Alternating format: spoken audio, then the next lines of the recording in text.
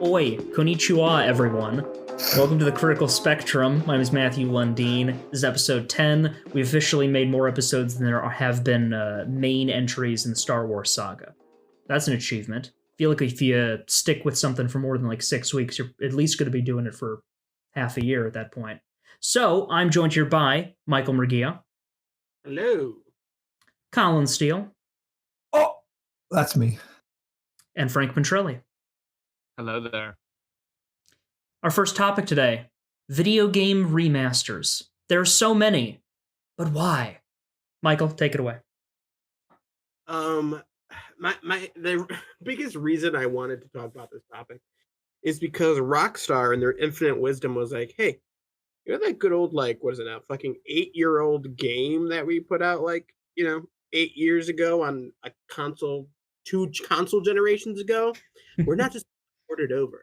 We're gonna full on remaster it. We feel like that's what we need. That literally, like word for word, I swear, from the article. They're like, yeah, we're not like all these other game studios who just port it over. We're gonna do a full on remaster. We're adding stuff, like better performance overall. And I'm thinking, like, it's been 8 fucking years, dude. Just give me the next entry of the game. See, I feel like, yes, I agree with you. Just give us GTA 6 and it's a terrible business strategy. But at the same time, it's not a terrible business strategy because people will still buy it, which is dumb. Oh, it's not a terrible business strategy. I'm just saying, I just want them to not do that so people won't buy it and actually will give them money for a new game. So that way they're not milking the shit out of one game for 8 years. Right. Well, I feel like what started this kind of trend of remasters is our glorious god Todd Howard with his billion Skyrim remasters, including one on the fucking Alexa, which we all thought was a joke, but it wasn't. Pretty sure they actually have it on the Samsung fridge too. Like, I think that's not a joke either. Oh my god. I have a theory. How do you play it on a Samsung fridge? That's a good question. That's a very good question. I have no idea how you would do that.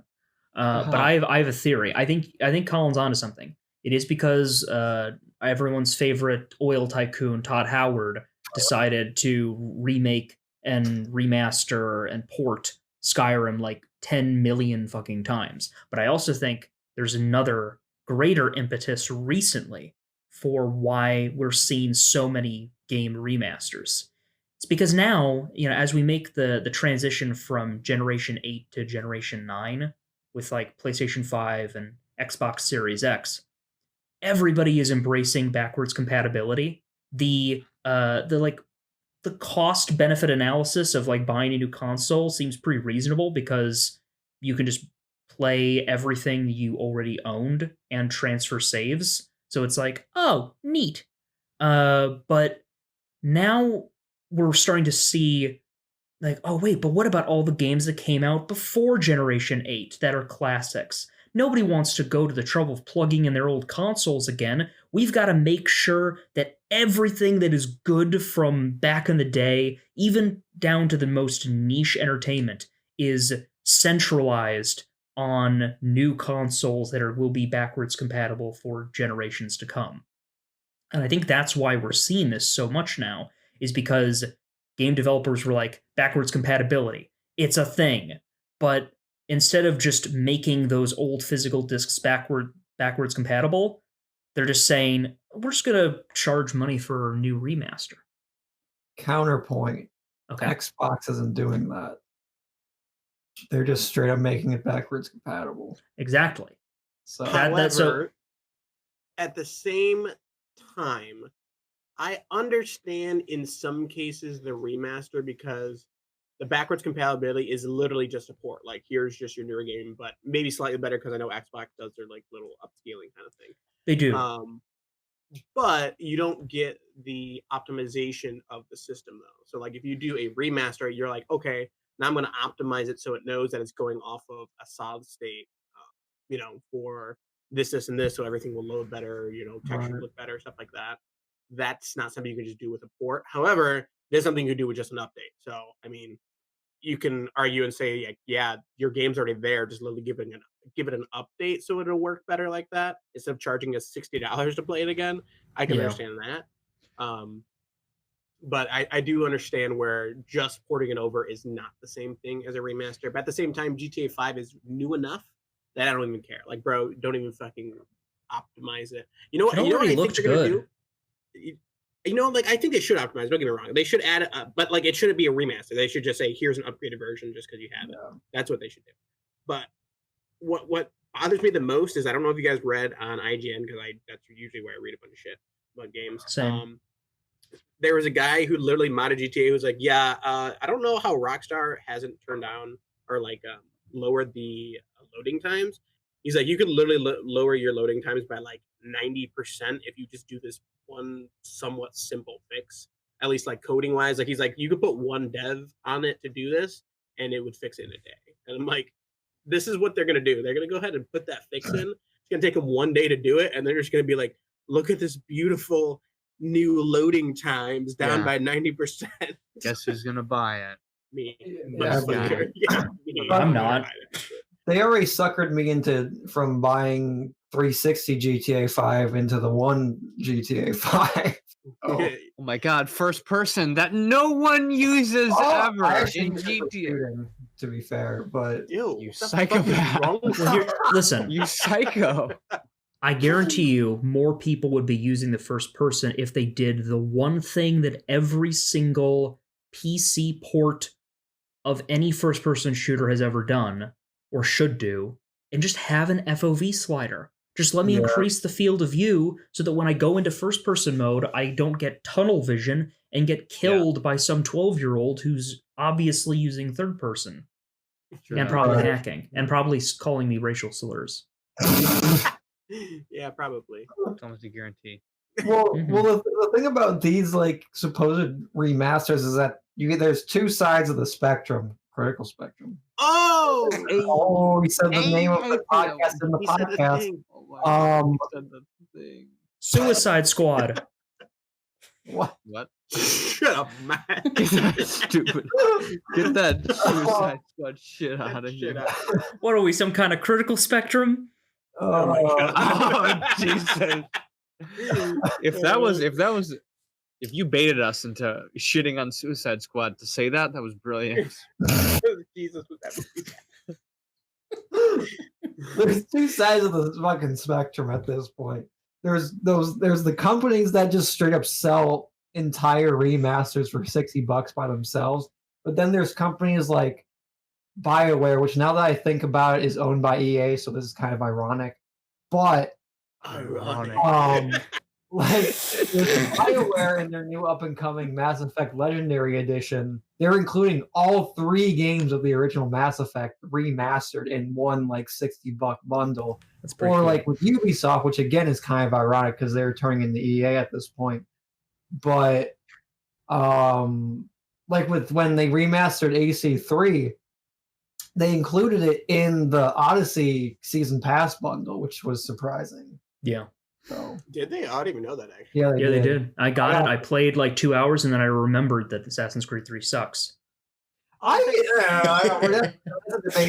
know. It's fine. It's just slow going at first. It is. I'll give you that. It's very slow going at first.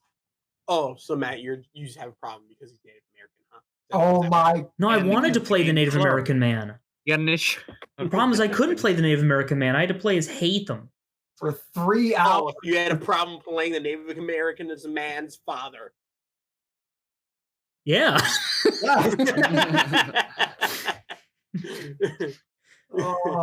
Yeah, I don't know. I am just like Skyrim has been. I think we even talked on this last episode about Skyrim. It has been so long since they've made a like. Literally. Come on. It's you know how much money? I mean, obviously they were waiting for the new gen to come out, but it's like, all right, they it's obviously here. Need to make Let's go. Super special edition now and re-release it. Right. Talos! I swear to God, I'm tired of that. Talos. Yeah, I'm not.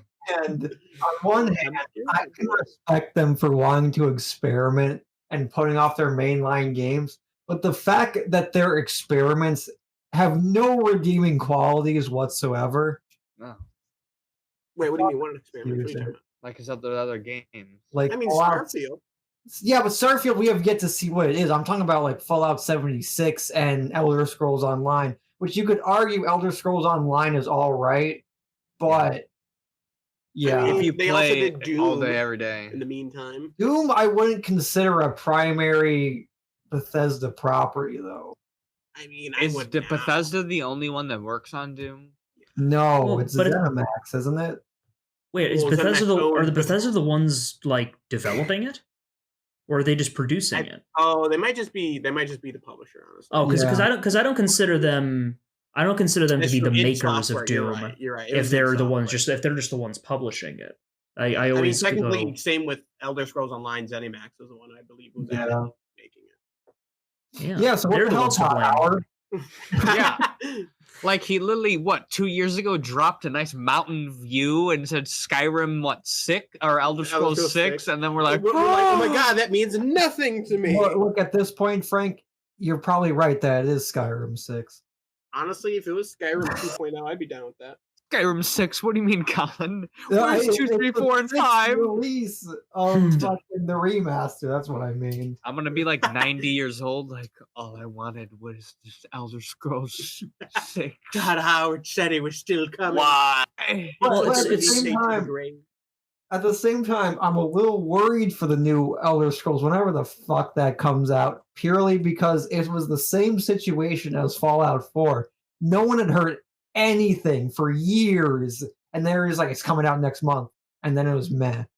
So yeah, honestly, I'm scared if they better have mods. Mods is what saved Skyrim. What made me play it so much longer was all the like extra stuff, and you can make it better with the mods. 10 gigs of mod space at least. The fact they limit mod space on consoles is dumb. Yeah, that's pretty dumb. I mean, I understand why, because I believe that amount of space is literally reserved for the game. So if they were to do that, it would literally you would have to reserve like your whole hard drive for one game. Yeah. I think that's how they had to make it work on there, is they had to like include that as a download space technically. My Xbox Series X, that bad boy over there, it's got more space, can handle it. True that. True that. You know, I feel like it's the frequency of these remasters, especially when it's these Bethesda's like situations, or the Rockstar situation where they just keep regurgitating the same crap instead of like, well, not crap. I mean, these are good games, but it's like I got tired of Skyrim. I'd play it. I got tired of GTA 5 on the PS3. I didn't need to buy it again on PS4. I did buy it again on PC because of peer pressure, but like I don't. Do you mod it? Do you mod it on PC, Matt? No, because I don't want to get my account banned. But I did mod the hell out of Skyrim, and that was great. Optimal way to play it was on PC. But for me, I do like the idea of remasters when it comes to stuff that is like old enough where it's like, yeah, I wouldn't mind playing that in like objectively like higher quality. Like I loved when they brought back like when the Metal Gear Solid HD collection that came out on PlayStation 3 and Xbox 360, like it contained 2 of like the best Metal Gear Solid games, 2 and 3, and then also Peace Walker, which started as a PSP game, and then they basically were like, let's make it so you can play it on console. And it was an incredible collection. I highly recommend it to anybody who's looking to scratch like some kind of like tactical espionage itch, or just has been interested in getting into Metal Gear Solid. But then like you have to really consider like the benefits versus the problems that tend to plague newer remasters as the trend has gotten larger. Because obviously the benefit is like, we can fix certain mistakes or generally make the game look better if you're not trying to change anything. But the problems come with when doing these remasters or even remakes, you do style changes or improvements, quote unquote, that make it look worse. And or head look like an ape's head in AC3. That's true, but that was already a problem with the game to begin with. But I'm glad you mentioned that, because Assassin's Creed, remember when they did the Ezio collection remastered? And it was like infamous for making everyone look even uglier than they already did in the original games. Yeah. There was the Dark Souls remake recently that was the same game in the major ways, but it had tons of changes to the art style and aesthetics, like even the architecture of places. Like someone said, like, yeah, they made it look more gothic, but that wasn't what this castle was supposed to look like. And like they just changed character designs. There's sometimes where, you know, when they go to the effort, these developers who have a reputation for making these new versions of games, sometimes they can take it too far.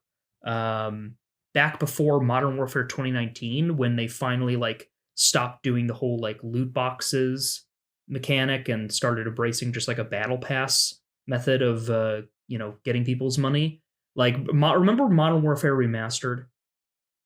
No. Yeah. I mean, I know it existed. I never played it. Yeah. Well, because like Modern Warfare Remastered, like it came out exclusively if you like bought Infinite Warfare pre-order or whatever. And then eventually they did a solo release. And I actually bought the solo release.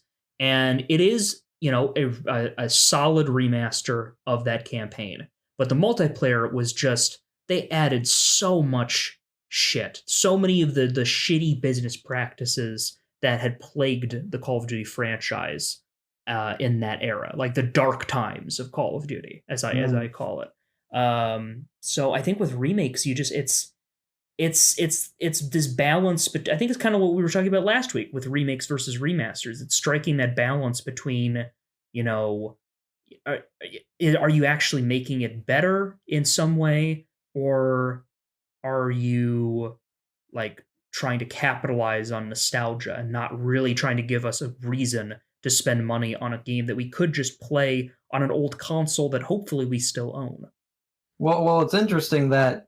So I realize, man, all these remakes that you're like sort of praising are following the one side of the spectrum of it's included in something else. It's not being sold standalone, or like except for like, at least with Modern Warfare initially, it wasn't sold standalone, you know, and that wasn't for like a full $60, right? That was for like 30, 20.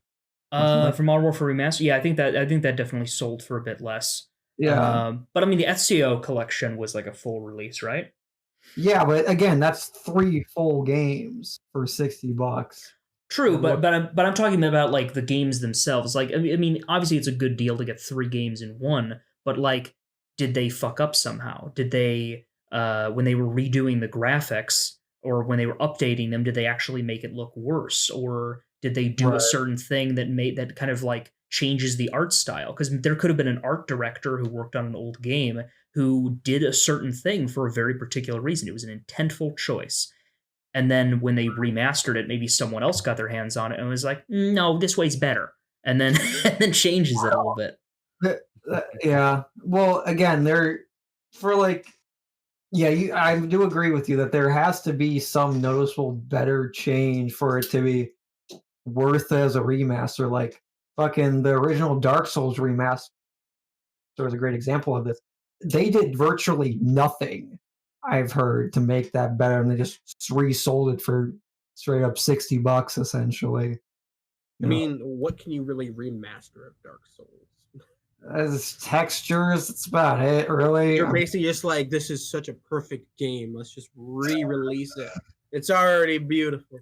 Oh, actually, no, I'm sorry. I was wrong. It was the Demon Souls remake. Sorry, the one that just came out with PS5. Oh, that's fucking beautiful. I'll give you that. But it's beautiful. But the problem was that like there were decisions made when remaking it to change parts of the art style and the architecture, the designs, the designs of bosses in a way that kind of goes against the design philosophy of the original work, which I think, you know, is all right, but you have to think about like, you know, how, you know, what does that say about, you know, that they just kind of took the work of those old art directors that worked on it and just kind of tossed it out the window and replaced it with their own thing. That's kind of what I'm talking about. Like, I mean, in a way, I mean, granted, I never played the OG Demon Souls, but if it's an improvement over the original, like a noticeable improvement, I don't think I would care that much. Granted, I'm not a designer on the original Demon Souls, and I probably would be like, that's a giant fuck you to me if I was. but as a consumer, I don't think I would care that much, you know? Yeah, honestly, I mean, unless I was like so intensely like just fucking rabid about the game, like I just love it so much, and then I was logged, and then I saw that and I was like, "What the fuck is this?" Yeah. But like overall, I probably also wouldn't really care that much. I mean, unless it really like detracted from the game a lot. Like, let's say it was supposed to be overall like a really dark tone, and all of a sudden it's like Fucking I don't know, like rainbows. all of a sudden everything's sunshine and rainbows, like shit like that. And obviously, yeah, that's completely different. Like that completely derails the game itself. But if it's just like specific artistic, like I would like to, I'd say like smaller things that overall don't impact it that much. I don't think it's that big of a deal. But again, everybody's different. Everybody will probably be like, there's probably somebody who like loves Demon Slayer listening to this right now. Like, the fuck is wrong with you people? Well, I actually wanted to ask you guys a question about this. So in Hollywood, we had a large period of time where they were just like, fuck it, we have no actual new ideas. We're just gonna come out with remakes, and you could argue they're kind of still doing that, but they're getting out of it. You think the game is becoming that phase of movies, you know? I think games were already like that, honestly, in the beginning of last generation of the Xbox One X and everything. And if you remember, like so many games in the beginning, maybe it was the ending of that generation. I can't remember. But I swear it was beginning of that generation. So many games came out that were like remaster this, remaster that. Like, and like what? You mean the game? Besides Skyrim. I guess, yeah, I was gonna say, I mean, there's Skyrim, there's GTA, there's Sleeping Dogs was one of them. I want to say Red, maybe not Red Dead. No, I think not Quantum Break. There was some other game that was like an Xbox exclusive that all of a sudden came out like remastered. I mean, there's a decent amount that I can't think of, mostly because I didn't bother buying them because they were remastered. Right. Yeah. But like, I just remember there was a time where I was like, "Are we going to get any new games or only these remasters?" Yeah. And I mean, I feel like it's starting to happen at the beginning of every console generation. Yeah. Like, what the fuck? Like the thing that gets me the most is that Spider-Man is a new-ish game, and they fucking remastered it. That's what gets me the most. That either when it's too new or too old. Like if it's super old, all right, not even super old, but like old-ish, and you've already released it a few times, stop re-releasing it. You're done. You released it once, you got your money. Then you're done. And you're done. Go in the corner. They made fucking Peter Parker look fucking like he's 12. They honestly ruined that. It was awful. Yeah, Frank looked at me very confused. Did you not see how they remastered, how they massacred Peter Parker? Yeah, so I would like to say something about this as perhaps one of the biggest Spider-Man fans in this call. So I loved that game. I think that Spider-Man PS4 is like one of my favorite Spider-Man stories of all time. I think that the voice acting by Yuri Lowenthal for Peter Parker was phenomenal, and that actor who did the facial capture for Peter Parker, like I think, I associate the character with him. And that just because I think he did a great job. When they go to this is what I was talking about with like changes in these remasters, where they go for some fucking reason they decided like, oh no, we're gonna keep every other character the same, but we're gonna change the way their main character looks. That is a middle finger to the actor who played him originally. I know there's a whole debate about it. I know that some of the people who defend the old actor could get toxic and can attack people. I don't want to associate with those people. I'm just saying that it's a shitty decision that they made.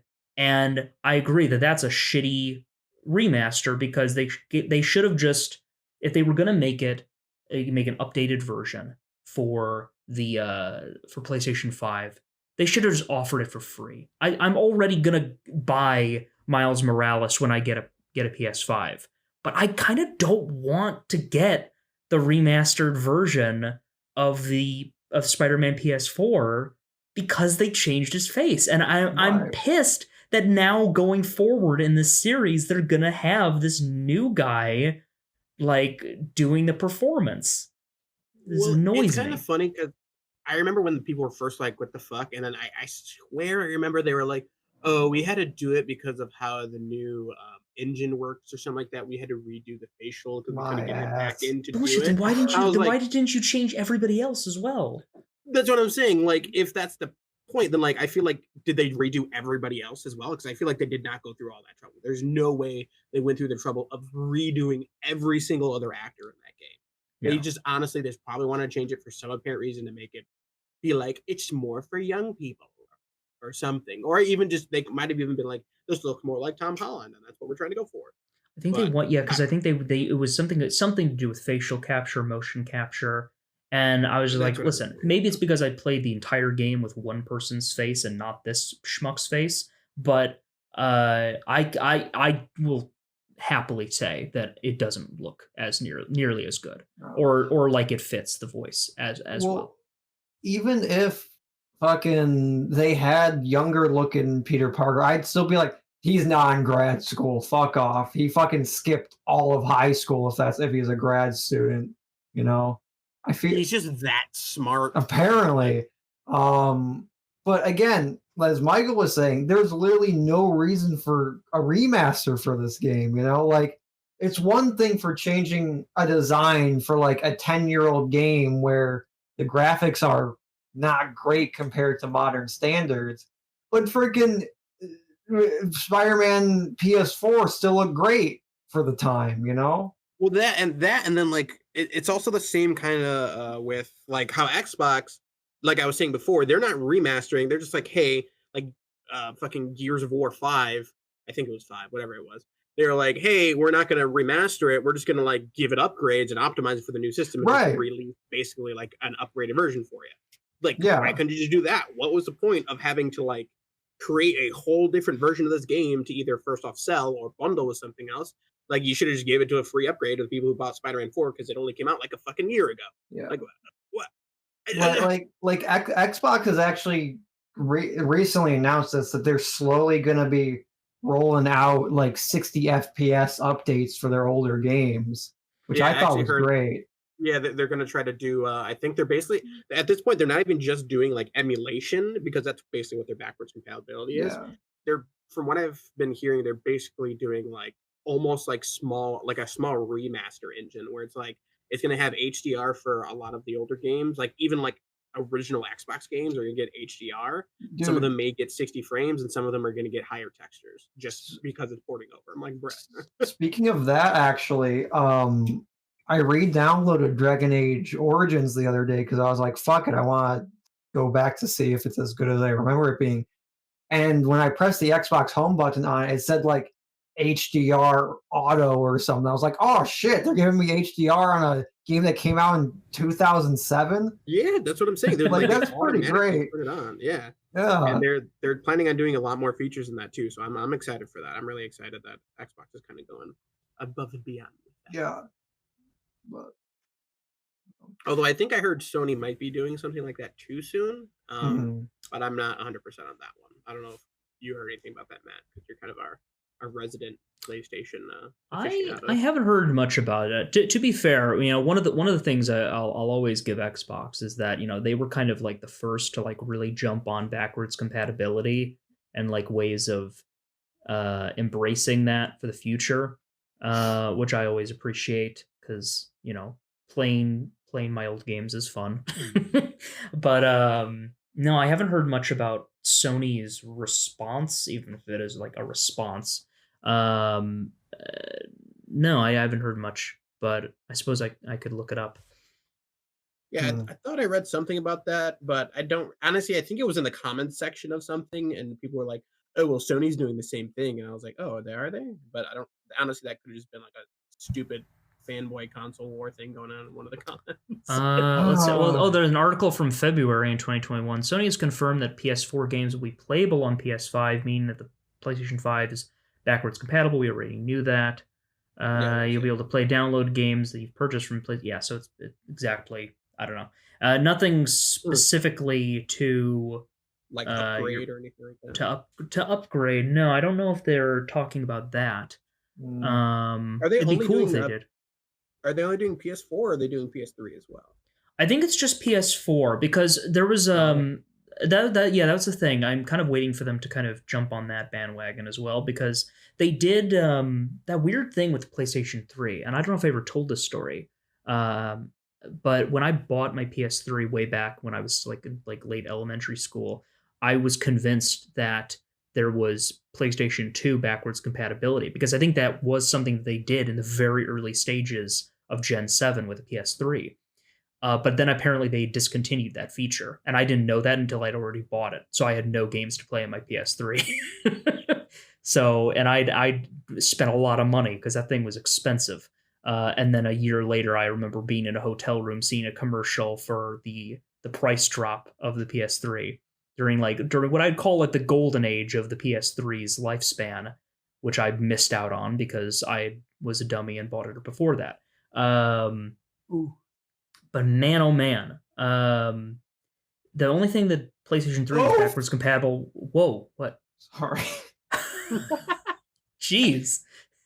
That was a delayed reaction. The only thing that PlayStation 3 is backwards compatible with was PlayStation 1, which has kind of been a benefit because it means that I hold on, which is good because I remember like fucking PS1 Hagrid on there, Harry Potter looking ass. Was there Harry Potter games through PS1? It's a pretty big meme. Is like PS1 Harry Potter. Because it's so polygonal. It's the era of games where instead of actually just like modeling a face, they just made a generic like model of a head and plastered some real person's face onto it.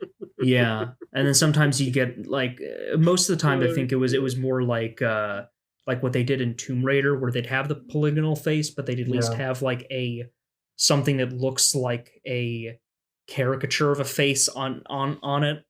I don't know. But it kind of was a benefit earlier because like last year, I think you guys were over at my house, and I bought a copy of Metal Gear Solid 1 and was playing that on my PS3.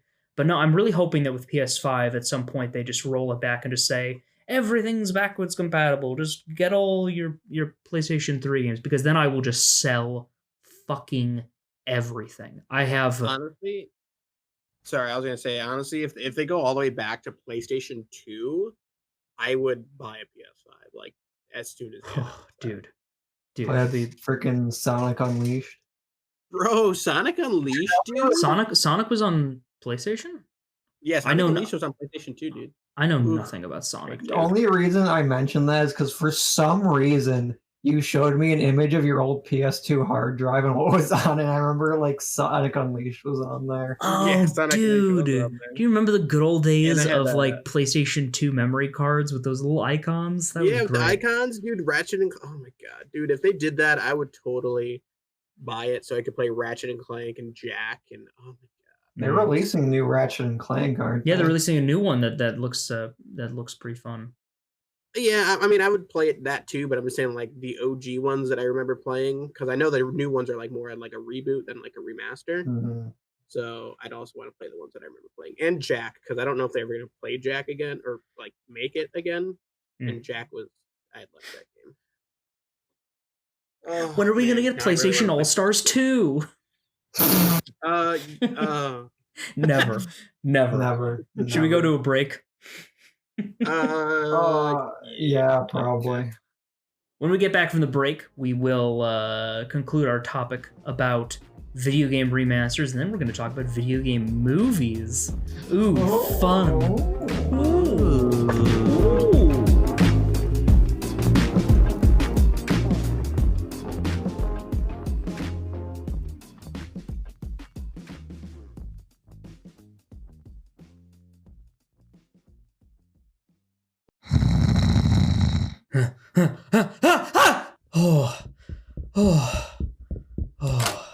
Matt, what's wrong? Oh God, Colin, I had a terrible nightmare that our critically acclaimed podcast, The Critical Spectrum, wasn't getting any listeners. Matthew, that would never happen. How can you be so sure? Because, you silly goose, we're using Anchor. Anchor is a free podcast publishing service with tools to create, upload, and edit your own podcast from your computer, phone, or tablet. You want to know the best part? it will publish your episodes on all major podcast sites, such as Spotify, Apple Podcasts, and many more. Yeah, I know that. We host a show together, dude. And that's not all, my dear Matthew. You can make money using Anchor with no minimum listenership required. Hey, come to think of it, what are you doing in my house? Oh, I'm robbing you. What? Hey, get back here! Oh, shit! Download the free Anchor app or go to anchor.fm to get started.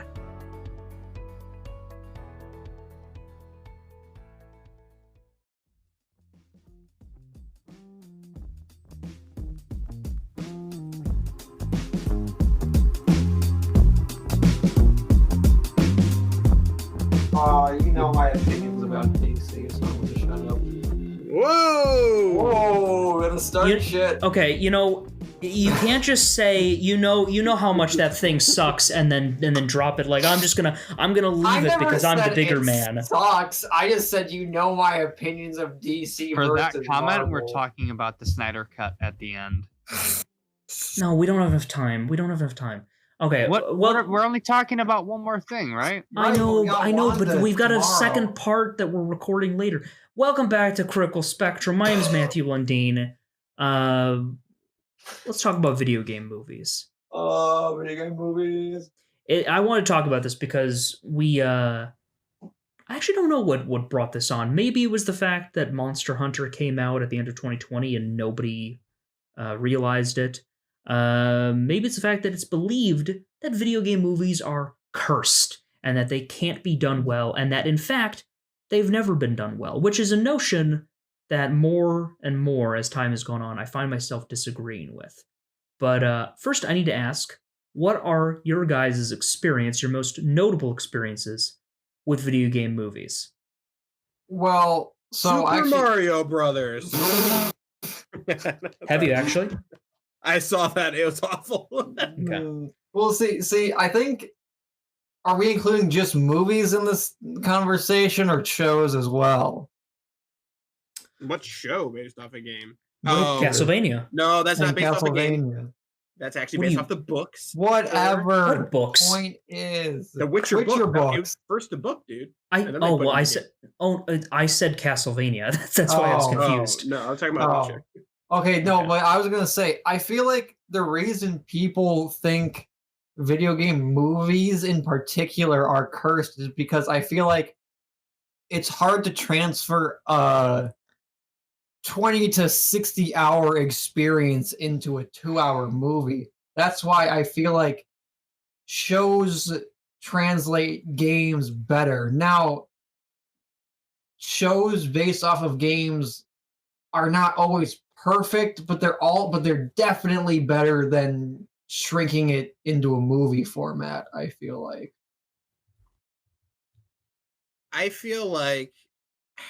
Honestly, I feel my issue with it is it comes down to more studios, and I feel like there's a studio that got the rights to do a game movie and then they just gave it to somebody. And the issue with that is that if somebody's not passionate about the actual topic they're doing it on, especially when it comes down to video games, they don't care about making it as close as possible. They're probably just like, how relatable can we make this to everybody, even the people who don't play games?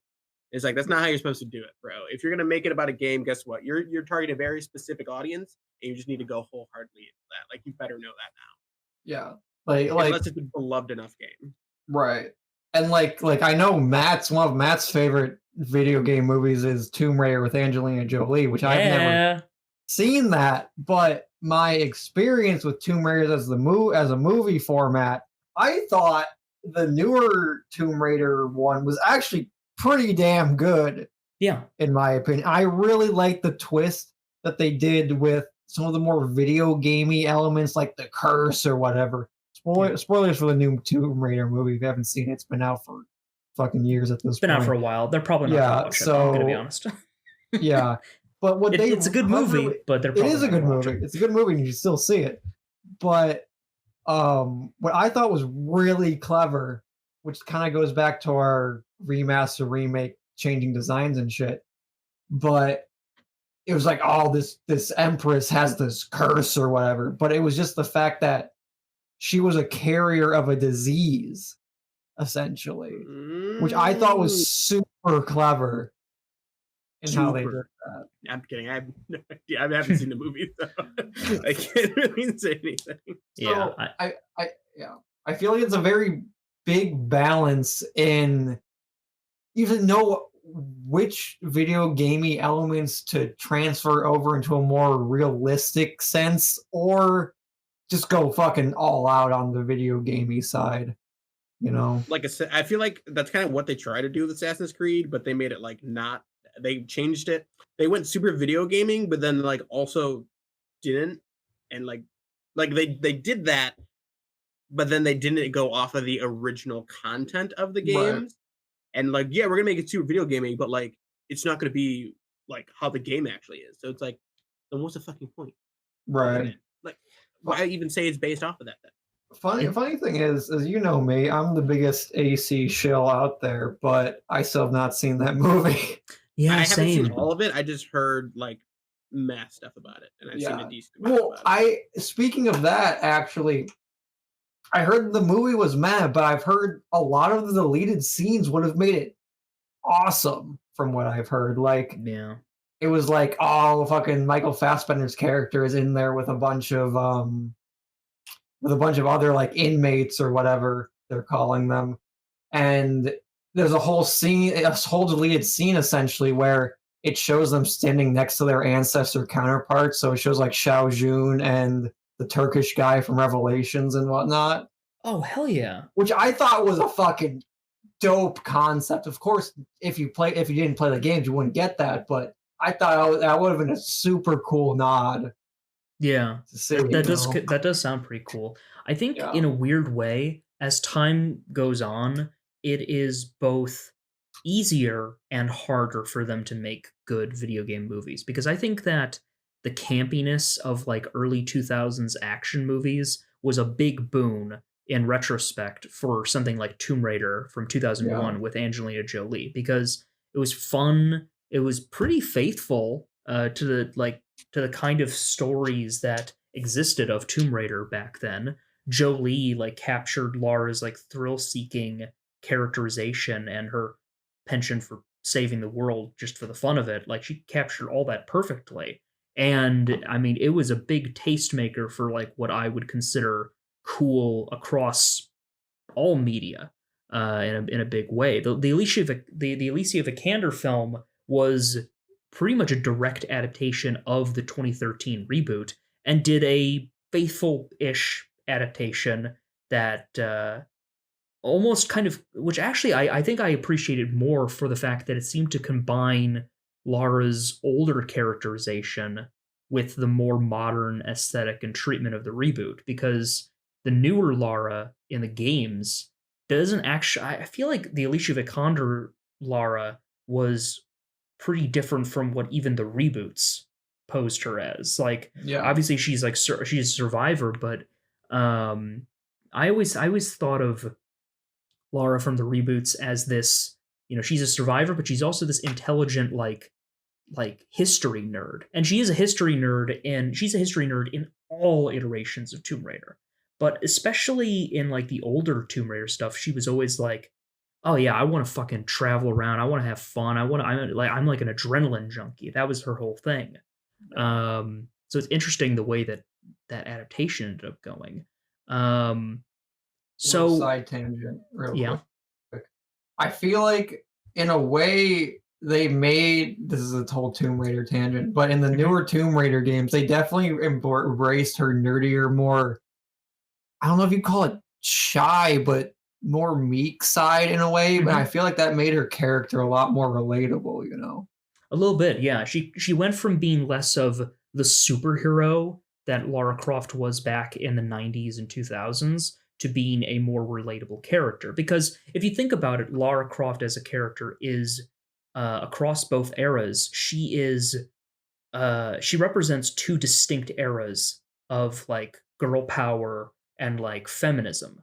In terms of portraying female characters, you have one that was essentially kind of very powerful type of sexualization that you got from 90s characters, where it's like female characters who are sexualized and who are sexy but own it and are also very just badass people. And then you have the Tomb Raider reboot Lara, which is, she's more of a survivor. She is, um, I don't know. I don't know where to go with this. Admittedly, I have done more analysis of older Lara Croft, mostly because I've spent more time defending that version. But I do think that if you look at the way that she's portrayed in the reboot trilogy, it is a far more modern treatment of female character in an era where I think the demand is just kind of step away from over sexualization and more of a grounded, relatable approach to a female character. Quick end to the tangent, but new Tomb Raider games, greatly underrated. Go play them. Great games. They don't get enough attention. Like, what do you guys think causes like video game movies to fail? I'm gonna go back to kind of what I said before, in that I feel like it's just studios that really don't care about the source material. They're just looking to make a good, like, just money. They're like, hey, this is a popular thing. Let's just go ahead and fucking just give it out to any studio to tell them to make it. They could just make it as relatable to the normal populace as possible. Just throw it out there. And I feel like that's what's gonna kind of kill it the most, in that they don't really try to capture the source material. They're just more like, here's like a general like movie that's kind of about this thing that has the name of it. Like, things that come to mind is the Doom movie. If I remember it correctly, it was like nothing like Doom, at least for a long part of the movie. And the one with the Rock. Yeah, the one with the Rock, and I think Carl Urban too. Yeah, I don't remember. It was both of them, right? It was both of them. Sure. Yep, it was both of them. Yeah. I remember. I mean, I watched that when I was like really young, but I just remember that, like, after I watched it, I was like, okay, that was like an all right movie, I guess. But then after, like, I learned about the games, I'm like, wow, that was kind of like a terrible movie. So that's the thing, is that, like, for like normal people, like, yeah, I guess, like, for me not knowing about the game, I was like, okay, yeah, that was all right, I guess, for like an early 2000s movie. But then, like, when you actually learn about the source material and what it was supposed to be about, you look back at it, and you're like, what the fuck is it? So yeah, I feel like that's the biggest downfall, at least to me, is that you just get a lot of studios and just money hungry studios in general who don't really care about the source material and just want to make a quick buck. Right. I going off of that, shit, I just dropped a pen. Going off of that, I feel like when you do get a studio like with who are the people who did Monster Hunter and the Resident Evil ones, Matt? Paul W.S. Anderson. Yeah, that guy and his wife Mia Malkovich. No, Mia Jovovich. That one. I think when it comes to like that sort of thing, is that they want to do it justice, but at the same time they want to make it different enough so that people who don't play the games can enjoy it too. But that also shoots them in the foot in a way, a little bit. Well, that's the thing, is because if you make something that's at least super faithful, I feel like you're going to get a lot more respect and probably more money than you'd think, than making just a terrible movie overall. Right. Like, if you try to make something that appeals to the general populace over just who is supposed to like actually be for in a way, and then you still make a terrible movie, like, either way you lose in that scenario. Yeah. If you at least make one that's generally like just targeted for the people, like, hey, people who like Monster Hunter, we're going to make it like super faithful to the games. You're going to have this cool movie, whatever. Then I feel like at least the people who like Monster Hunter will go see it and they'll like it. And either, the general populace might still go see it and they might still like it too. Who knows? That's the thing, is that you take a gamble on that. But I feel like that's better overall than just being like, let's just make like a general movie. Yeah, it's the difference between preaching to the choir versus like finding a new audience, because I think the core issue that you'll find is the question of who should this be marketed towards. Because if you're marketing towards the people who've played the game, well, they've already played the game. If you are marketing it towards a new audience, well, then you got to make sure that your marketing isn't targeting the gamers, because you want to capture new people's attention. Or at the very least, you should approach the mentality of making a video game movie from, I'm trying to make a movie. I think the way we label the movies says a lot about how we feel about making them. I don't think you're ever going to get a video game movie that's like a real like artistic expression of like cinematic expertise if you keep trying to kind of pigeonhole it as this like oh yeah, it's a video game movie. It's not like a real movie, it's a video game movie, and that's how you get like a lot of schlock. Right. But in a way, schlock. in a way though, I feel like I would be very interested in seeing if one of the Marvel directors made a video game movie, because in a way, adapting a comic book storyline into cinematic like format is very similar, I feel like, you know? I feel like it actually might be harder to do a comic book. I mean, like, yeah, you technically have like the scenes, but like if you don't have that much content, like it's definitely easier. It's easier. I don't know. The amount of content they have is endless, Michael. There's way more content of comics in a video game. Yeah, but but let's say you had like one specific comic book. Like you're going off of one comic book, and you're going off of like one arc, or like the Killing Joke. Add shit to it because they didn't have enough stuff to span a whole movie. Stuff like that. I feel like. But what you would do is you would take inspiration from the other Batman stories, which is what the Nolan films did. True, but what I'm saying is that would be so like. But that's the thing; they're not making it just about that book. Then, like if you try to make it about one specific game, you can't pull things from other games. Which I guess yes, in that regard, then yes, comic books are easier to make. But if you think about it, a game like Colin was saying, they're usually spanning a few hours. You just have to take the primary story elements and just make them into cutscenes, basically, and just make it one giant cutscene. That's do what I got to do for a video game movie. Do what those YouTubers do and just make compilations of fucking all the cutscenes and just call it. Honestly, just do that. Just do it live action. Yeah. Well, and sometimes it's easier with some properties than others, because with Tomb Raider, like the new one, that was very clearly supposed to be an adaptation of the reboot and its story. You know, getting trapped on an island. You know, even the curse that they were investigating was right from the game. But the Tomb Raider movie from 2001 and its sequel from 2003, both of those Angelina Jolie films, like those stories weren't specifically from any existing Tomb Raider media. But because the story is about Lara Croft, an adventurer going around the world, globetrotting and searching for artifacts, they have an excuse to basically write their own story and their own adventure in that world. So they can make something that can appeal to the gamers by having a character that's like, oh yeah, that is totally Lara Croft, while also having an action story that, because the first Tomb Raider movie made a shit ton of money. And then they have an action film that's like an original story that can, you know, capture other people's attention. But if you have a game that is more strict or stricter in terms of what the story is going to be about, then you get into the matter of how do you adapt it.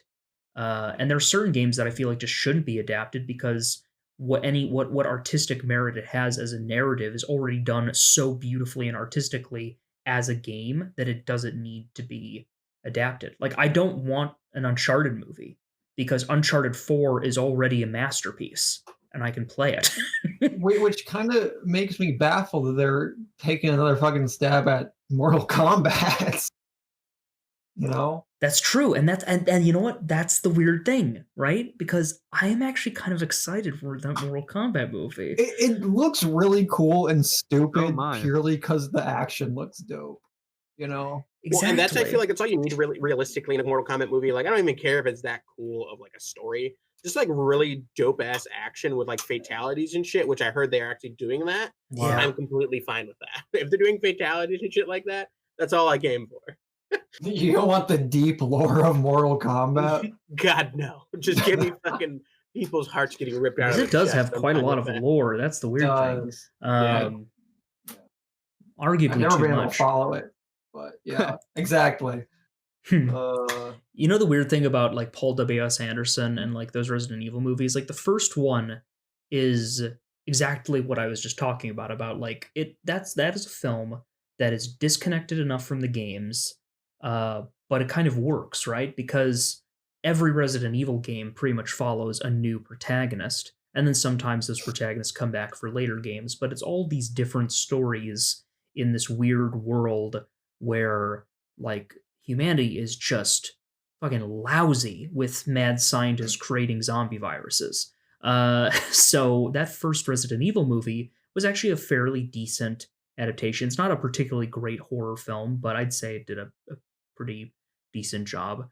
But then everything after that, they just were like, all right, we're just gonna merge everything together. They're just gonna like it's gonna be Mila Jovovich's character is the protagonist of the Resident Evil universe, and we're just gonna have some actors like portraying the video game characters, give them like a couple of lines. They're not really gonna be doing the characters well, and then they'll like show up every other movie because it really just depends.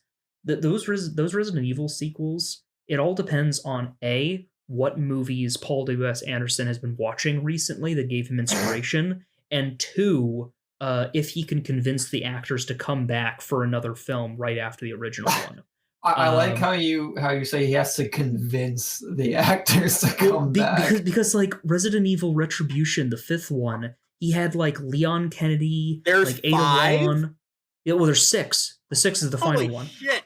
I've only watched the first like 2. Resident Evil Retribution, he had like Leon Kennedy, Ada Wong, like Jill Valentine, and then in the next movie there was like a time skip, and then you could tell that he watched Mad Max Fury Road because the whole next film was just like, and even the trailer was just clearly just him like, yeah, I really wanted to make Mad Max Fury Road, so that's what the final film is going to be.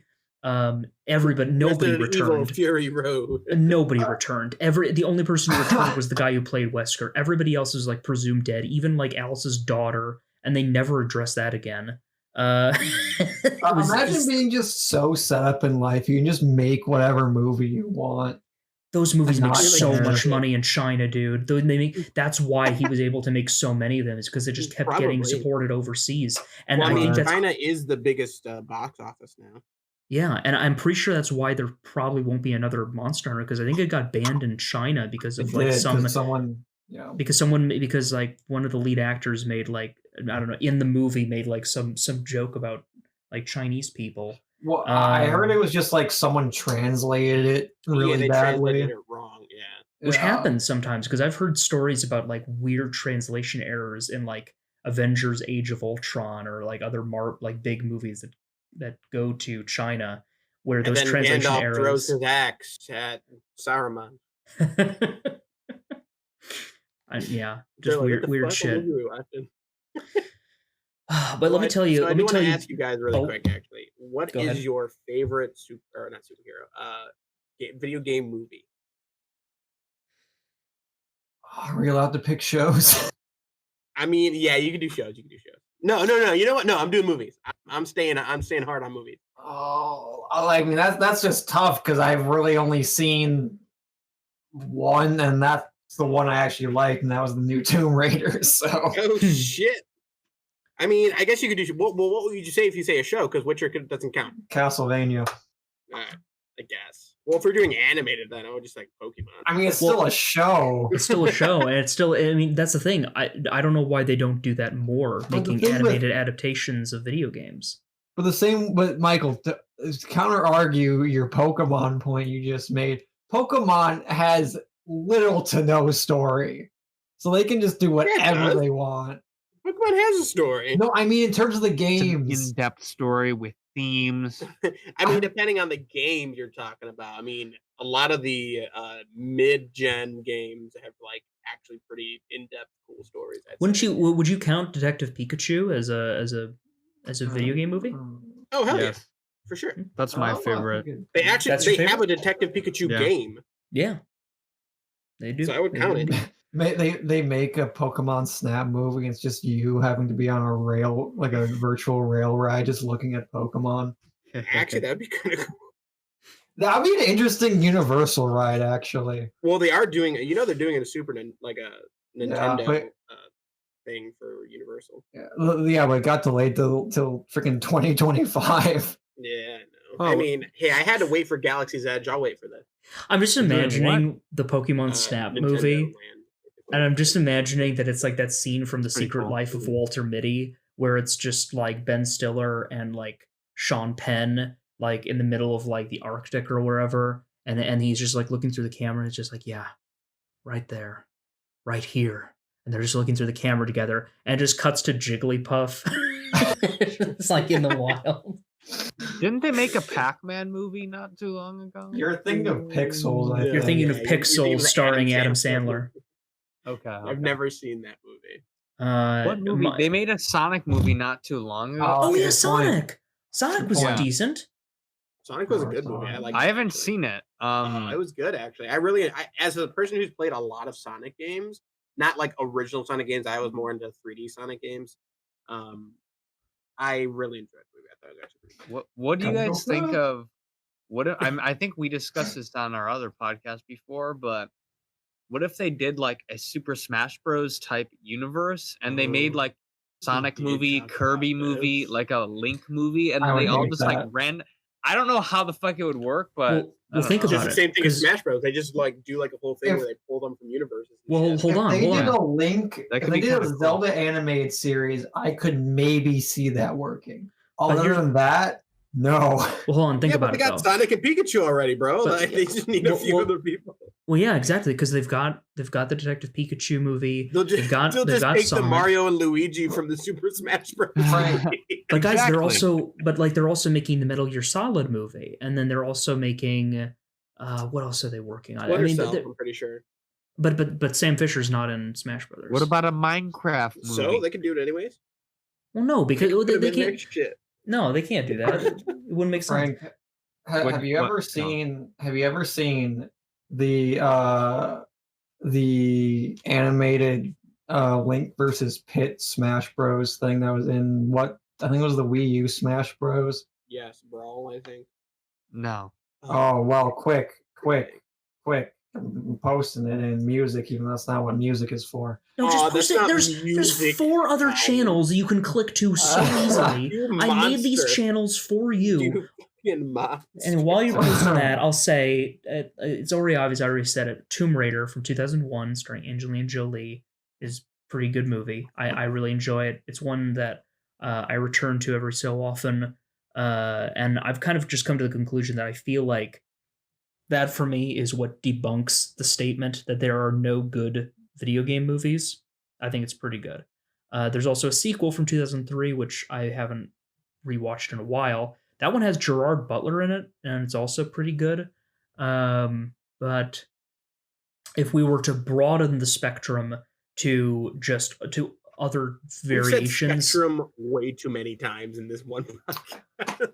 but that's because It's of the the little you spectrum. motherfuckers making the jokes. I'm being serious You're the here. crit spec. If we were Ooh, to quick spec, bro. if we were to broaden our horizons and look at other variations of video game adaptations, I would definitely say though Castlevania has to be one of the best adaptations of a video game. No, the best video adaptation Yeah. of a video game. Frank, terms you would of- love that series. Like I'm telling you. I don't know, In ter- man. Detective Pikachu. Castlevania? Pretty good. Yeah. In terms of On Netflix. being, I don't even know what uh, Castlevania is, to be honest. I mean, in terms Not of vampire, the Dracula. animation quality, the philosophy behind its construction, the talent of director Sam Dietz, and the acting, as well as just its merits as a mature like drama television series. It's Ooh. absolutely phenomenal. Frank, let me paint you a picture. They're not afraid to show a dead baby in a gargoyle's mouth. Holy shit! Wait, did that happen? When did that Yes, happen? it did. Had me In like one of season. the first episodes. Yeah, first season, episode 2. God damn. How many Huh. Interesting. I think it's 2 seasons. There's 3 seasons now. It's on Netflix. It's 3 right? seasons. The 4th season is in the works right now. How long? So I know the first season had like, was it like 10-minute episodes, if that? No, No, it was like 4 episodes, and then they went to 10. It was from the other two. 4. every episode is like 24 to 30 minutes long. First season was 4 episodes. Second season was 8. Third season was 12. Or 10. 10 or 12, one of the two. They're getting close to legit status here. I mean, they're already there. They were already there.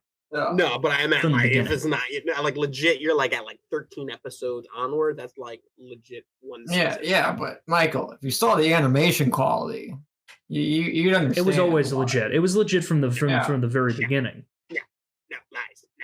What do you mean? What do you mean? Watch the it. first season. It was good. I already watched the first season. Watch Yeah. the other 2. Yeah. What do you think I am? A guy who watches these things? Colin, he's been on the first half of season 2 of My Hero Academia for 3 fucking years. That's right. I have been. Hey, you know what? It's your own I'm taking my time watching it. Okay, I'm enjoying it slowly like but a fine surely. wine. Exactly, Mhm. a fine wine. You I'm gonna age 60 years before. No, no. You age it 60 years after you open it. That's how wine works, right? Exactly. See, so yeah, so I watched the first half of season 2. Now I'm letting it aerate and age. You know. Yeah. He's just the king of Yeah. being like, yeah, I've seen that. He's watched like either 4 episodes or to like the first season, Shut and then up, bro. that's it. He's I've a watched casual more than that. anime It fan just over here. depends. Casual Well, anime fan. I'm more casual of an anime fan than he is, but I at least actually no, I don't finish it. I mean, you Titan. listen. I'll say it. I think Colin is a bigger anime fan than Mike. Oh, wow! Oh, Yeah. you're Really? trying to I go wouldn't with even him. gone that far. Why would you say that, Matt? Because he was like, what didn't you like finish like all of like Borat? What was it that you watched recently? You binged something like a crazy. Oh, like, you're quick- thinking Avatar? of Avatar and Avatar? Korra that I freaking flied through. Yeah, Okay, well within, you like, a you finished week. shows real quickly, but you also didn't you finished like Naruto like so quickly. That's to be fair. That's only because I looked up a whole list of filler episodes and I skipped those. But even if you're skipping filler, that's like a lot of content, my guy. Yeah. I mean, oh my goodness. I already watched all of that anyways, though, before he even finished it. So what does that matter? I know, but like over how If many anything, years? You could argue Michael's a bigger anime fan because he watched that filler. Yeah, go fuck I yourself. suppose. I suppose. I'll have you know, I was watching anime since I was a wee little lad before all But the he also young binged- motherfuckers I don't jumped know. on the bandwagon. I don't know. I feel like there's watching merit in Naruto. how quickly someone can catch up on a show that's like over 100 episodes. I was watching Naruto back when I had to wait 6 months for plot to actually happen. Honestly, though, I was. Oh my gosh. Back Same in with my Dragon day. Ball. No. That's true. I got God, Dragon we had Ball to watch when Kai existed, so I didn't have to go through the it. You lucky bastard. and Dragon Ball, even with Kai, is pretty damn slow.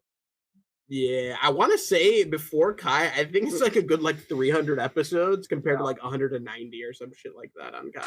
Yeah. Yeah, it's pretty Man.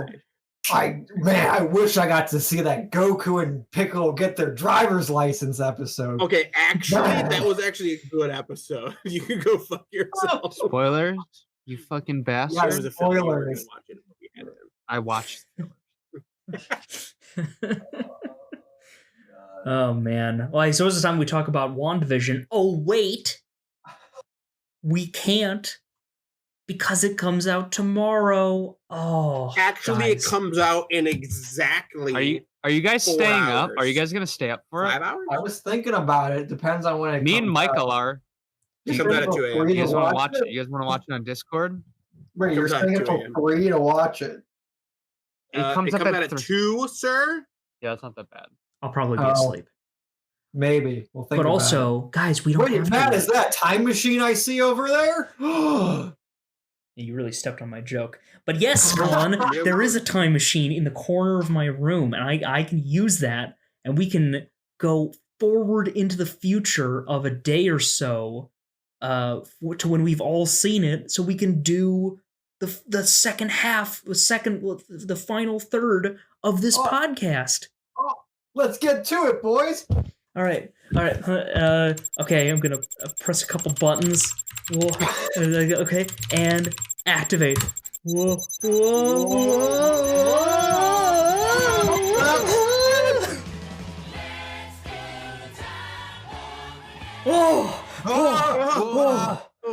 Oh, Matt, where are we? We're in this exact same spots that we were on Thursday, but now it's March 7th. It's Sunday. Oh my God. Future! You're right. That's the first time that's been like really, really apropos. Oh man, what did we miss? And we've all simultaneously watched WandaVision. Well, in the also. time machine. Wait, what is going on? Oh my God! Service in a time machine. Am I right? Guys, we went into the future, into our future bodies, which means that we didn't need to use the time machine because we already met up in the future to record the second half of this podcast. Fuck! That's how it works. Oh man! Ladies and gentlemen. What did we miss? As a doctor once said, wibbly wobbly, timey-wimey stuff. Indeed. I love Doctor Strange. Oh man. Oh man, so what did we miss? Oh man, Lola Bunny is like wearing a sports bra in the new Space Jam and people can't get over it. Fucking Studio Kara live streamed the first 12 minutes of the final Evangelion movie, which by the time this episode releases will be out in Japan. Oh man, we missed quite a few things, but one thing we certainly didn't miss was the season finale of WandaVision. I hated it. What? You hated it?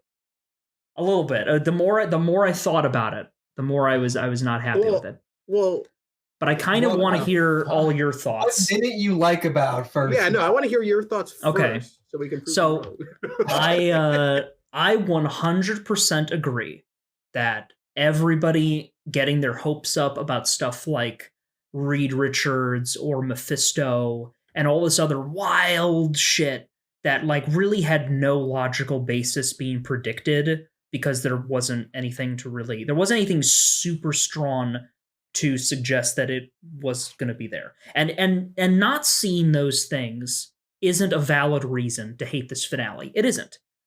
However, I will argue that there are some things that they did about this finale that were fundamentally lacking and didn't pay off what was set up.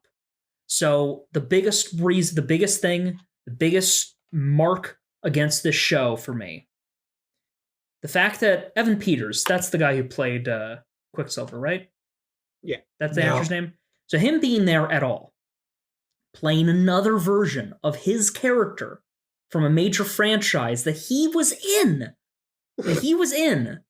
it was a perfect opportunity to say that, through some magical means, he got plucked from another universe, and to set up a multiverse because they have the rights to the X-Men now, and presumably they're going to use them at some point. I will agree with you, Matt. That was kind of a giant middle finger. It was. However, and inherently... It still can work, though. He could still be from the multiverse.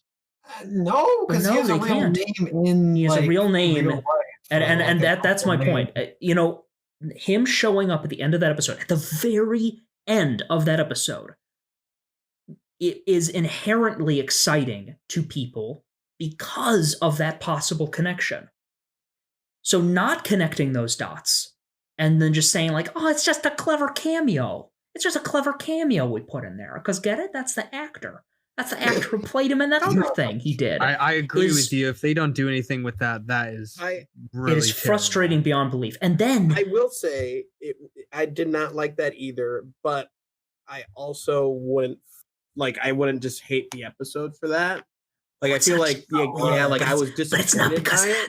Oh, it's not just because of that. It's because then they had to insult my intelligence with the most lowbrow humor that the MCU has ever. The more I thought about it, the more I was like, who the fuck do they think I am?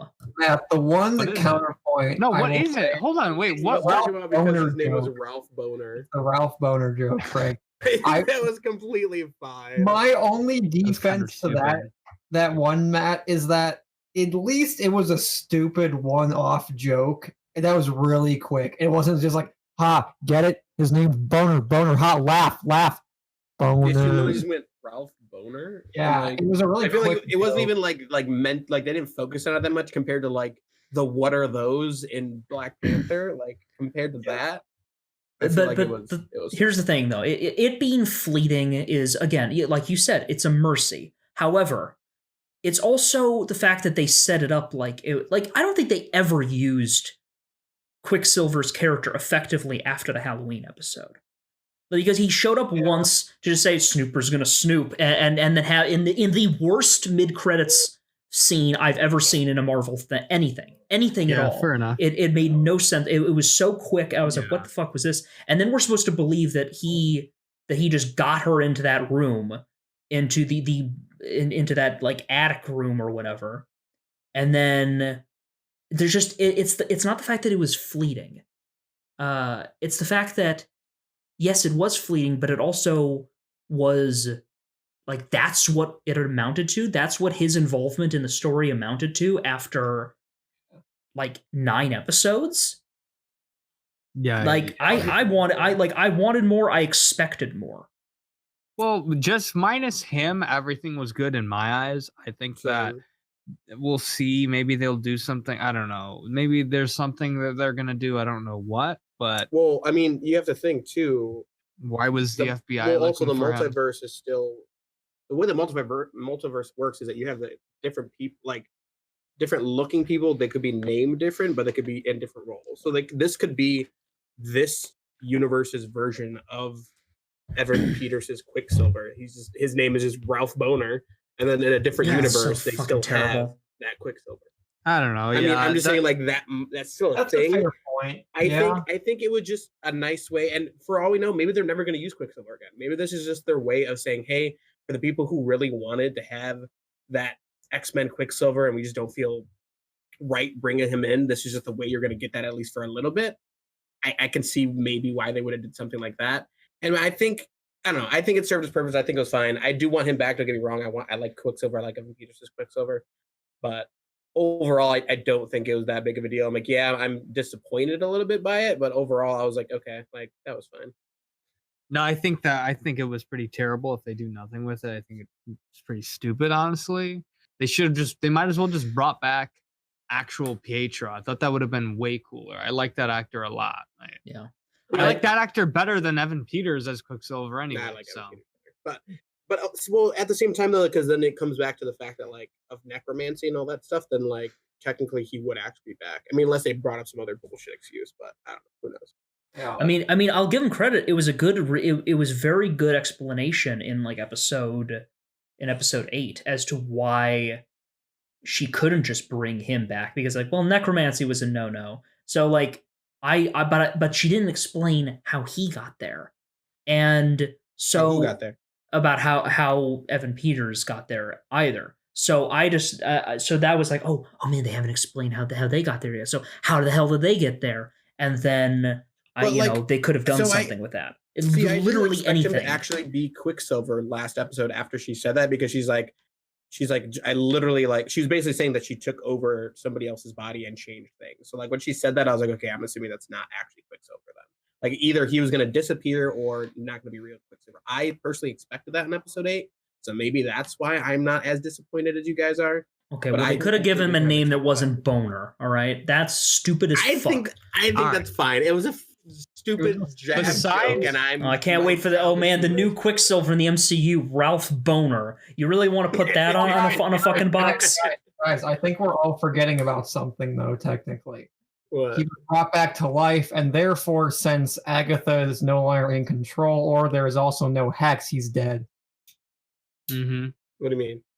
Because he was brought back to life, and he's no longer under the control of Agatha. I don't think he was brought back to life. He wasn't. I don't think he was. Yeah, he was the dude Jimmy Woo was looking for. Yeah, I think that might have been. Really?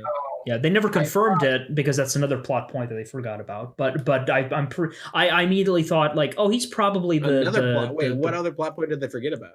The witness protection guy. No, what other one? You said that's another one. No, that's what I was talking about. how did she read that his name was Ralph Boner? Wasn't it like an FBI file or something? I thought it was an actor, like one of those actor profile pictures. Yeah, it's like you just like look at it. Yeah. Oh yeah. Because I imagine he was getting plenty of work. Oh my god. I'm so angry. But I would like to talk about. Can I say I would like to talk about things I liked though as well. Besides him. So wait, is that the only everything thing else that you had an issue with? Really? Oh no! Do you want me to go through the other ones? I mean, just overall, like, because just from what I'm understanding, I feel like that's the only thing that you are saying that's like you have a big issue with. Oh, here's the thing. I think from the very beginning, I was like, oh man, I'm so excited for this because it's Marvel storytelling, but they're trying to make like a television show now. So you would imagine that a character-driven television show, they're going to write it and create it with the same mentality of creating good television. But they just, so many of the characters just felt completely slept on in these last couple episodes. Monica just like fucking slept through the end of this series. And then like, oh, great. Her power lets her turn into human jello and slow down bullets. Neat. Oh god, man, the Quicksilver thing just keeps pissing me off. But I mean, so for a lot of that, I understand why they wouldn't have focused on her, because obviously they're going to do, first off, they're going to do something else with her. And second of all, it's not really like her show. Like, I mean, like, again, she's part of it, but like, I feel like you can't focus too much on a hero getting her power when you have another hero that you're focusing on the origin of. Yeah, that's fair. That's fair. My only thing is that like when this is something I learned in my screenwriting class a while back, that like it's not like a set in stone rule, but it's a good way to guide the way you create stories. When you're writing a movie, it tends to be about the plot. You know, there's the story, and you might have a protagonist and an antagonist, and you might even have a large cast of characters, but it tends to be more focused on the plot first and foremost. When you're writing television, you have to kind of focus on the characters more. When you're writing a large series like this, I mean, it wasn't just Wanda and Vision. You also had her kids. You had Monica. You had Jimmy Woo. Which, by the way, Jimmy Woo, I wasn't a big fan of him at first in like Ant-Man and the Wasp, but he's really grown on me, especially through this series. He's great. Him stealing that phone was like in this episode. I was like, oh man, he's doing all he's got it right.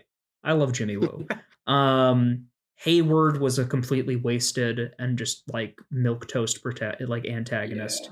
Yeah. Darcy didn't really do much. Hayward just kind of got arrested. They didn't really go into Hayward, like what the whole point of all of this was for him. I didn't get that. I will say, like, that's one thing I was like, so like, why are you even here? Like, what's the whole point of tracking Vision and everything like that and the Hex and all that? Like, maybe they're setting up for something else completely different and they just didn't want to give everything away in this. But I'm like, that's something that like I feel like they did kind of just leave hanging there. That brings me to my main gripe with the episode, though, is that I felt like the first half they really sped through it, just because it felt like they really wanted to just get to the end, the big costume reveal, so they kind of just skimmed over pretty big plot points to get there. I didn't feel like that personally. I felt like it was all. I mean, again, I have to rewatch it. We were kind of talking about this before we started this, that we were all watching it at like 2 a.m. half asleep. But from what I remember that it was relatively paced all right. Like I didn't think like, oh, like they blew through a bunch of shit. I thought it was pretty good overall, at least time wise. But one to each his own. What did you guys think of the new costume? Oh, I love it. Fucking cool. I love it she so looks much. so good. She now is my favorite Avenger.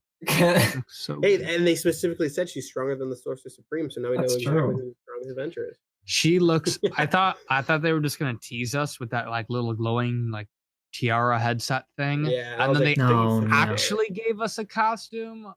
Oh my god! I will so fucking good. She looks like Magneto, kind of. Yeah, a little bit actually. Yeah. I will say though, I don't like the tiara when she's like in her normal, just normal form. I think it looks a little weird. But like, if she's like all red eyes and just going ham, then it looks really cool. So I think it looks fine in her normal I form. love I love it either way. Personally. What I I love the feel little, like headset thing. Yeah. what I feel like they should use it for though is like her blonde hair to her Super Saiyan. You know, I mean, they kind of did that. no, right? Because like when she was flying away at the end of the episode, she didn't have it on. She just had her cloak up, I think. Yeah. So I don't remember if she had like the I don't remember that if she had like her little tiara thingy on. I don't know what you would call that. Is it even a tiara? I just call it a crown. I don't know what it is. I guess it's like a crown thingy. Weird horns. Yeah. It's like a tiara. Yeah. Tiara horns. It's cool though. She looks really good, and White Vision looked really cool. I think I think that whole part was. I actually wish I had more of that. Well, no, so. Vision is back. Oh yeah. Cool. Now I get to get into the shit that I liked because at the very beginning I was kind of like I wasn't really feeling the battle when it was just laser beam fights and characters flying from one end of the screen to the other. But as soon as it was Vision, like getting into a logic battle with himself in the middle of a library, talking about the ship of Theseus, I was like, oh, this is fucking Kino as fuck. I was in love with that whole scene.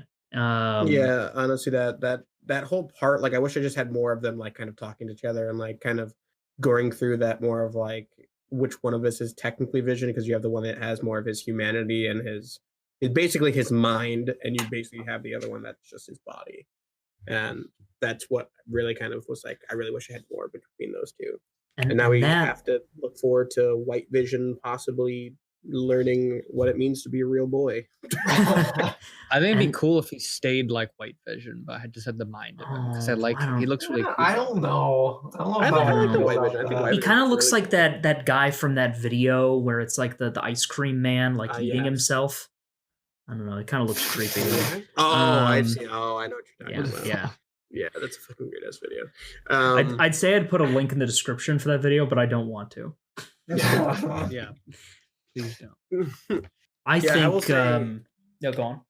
No, you can go ahead. So, because you mentioned that how much you wanted more of that ship of Theseus moment with like the two visions. I wanted more creative like conflicts to end this series on, because to me, like, I wanted action that like, I mean, I just want things in general in this show that I can't get from other Marvel characters and Marvel properties. And we get it eventually, but the opening of the episode really just wasn't winning me over. There was small touches here that I think, looking back, make it not as bad as I initially thought it was. Like, I enjoyed Wanda throwing Agatha through that window with the car, and then having the boots there, like a nod to Wizard of Oz. Oh yeah, that was funny. Stuff like that was charming. That. But I wanted more creative types of confrontations. Like the two visions in the library, that's cool. That's like a confrontation heavily based in something that those two characters, like, it makes sense for that to be their battle because they're both logical computers. But like when I saw Wanda trying to get inside Agatha's head, I was like, oh, maybe this is going to be like the majority of their like huge conflict. And then it really wasn't. It wasn't an exceptional scene. It was really just kind of build up for me. It was all kind of middle of the road up until she used the runes and all that stuff against Agatha and was like, "You're in my domain now, bitch." Yeah, I feel like overall I like the whole like mind thing too, though. I feel like it's harder to do, like what you're saying, like the Vision v Vision. It's harder to kind of do that with two characters that don't really know each other that well. So I feel like that's why it was probably harder to do that with Agatha. I always say Agnes, but technically it's Agatha. Agatha and Wanda, but I don't know. I feel like their battle overall was pretty good. I feel like it was in the beginning. It was interesting to see Wanda trying to battle without using her powers exactly, because she knows that she's going to get fucked up if she uses them. So it's kind of interesting to see like how she was trying to deal with that. I think it was good. I liked it personally. I want to point out one thing with the end of the battle, right? where she just makes Agatha permanently the nosy neighbor. Yeah. I puts like in to their own hex technically. Yeah, so I like to think, so since the town technically goes back to normal, I just like to think Agatha's just a nuisance at this point who just barges into people's houses. She's just still living with Ralph Boner. Yeah. No, it's just like it's like a normal town after they recovered from the whole hex thing, and Agatha just bursts in for no And reason. you're like, who the fuck are you? Yeah. Yeah, honestly though. But Frank, in regards to the Mephisto theories you've been having constantly, Yeah, how do you feel about Doctor Strange not being the bunny? Oh my god, yeah, honestly, they should have had Doctor Strange or something in the fucking end credit scene. Instead, we just got the fucking alien motherfucker in the theater. Well, I think what they're gonna do is that with like what's Doctor Strange 2 called, like House of Madness or something like that. The Multiverse of Madness. Multiverse of Madness. So what I think is gonna happen is that's gonna be kind of Scarlet Witch is gonna be in there, right? Yeah. Okay, so I think that's gonna be her trying to find Billy and Tommy in the multiverse with Doctor Strange, and that's where them being incarnations of Mephisto is going to come in.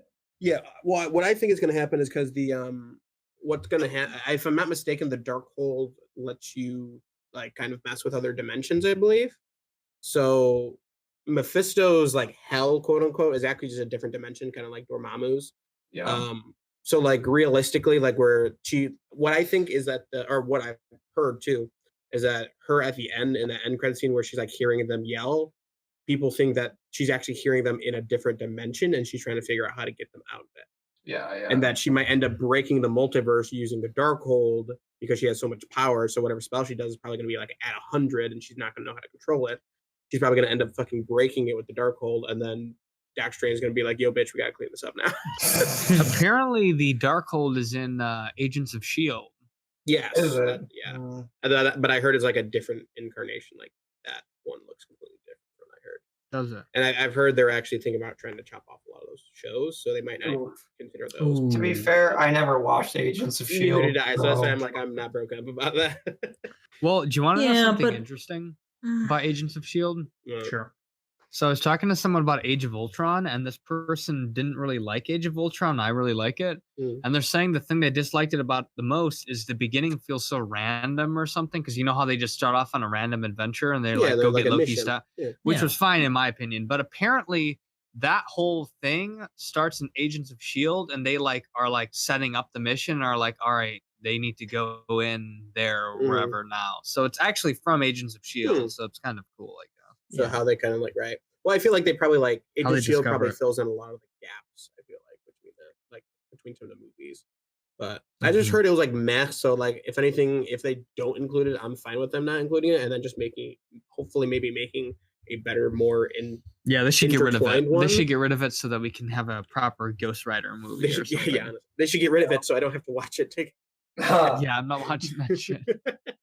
Well, I don't think they need to get rid of anything, and I don't think they should. I mean, especially if, for the people who liked Agents of S.H.I.E.L.D., I might not ever watch it, but I don't want to.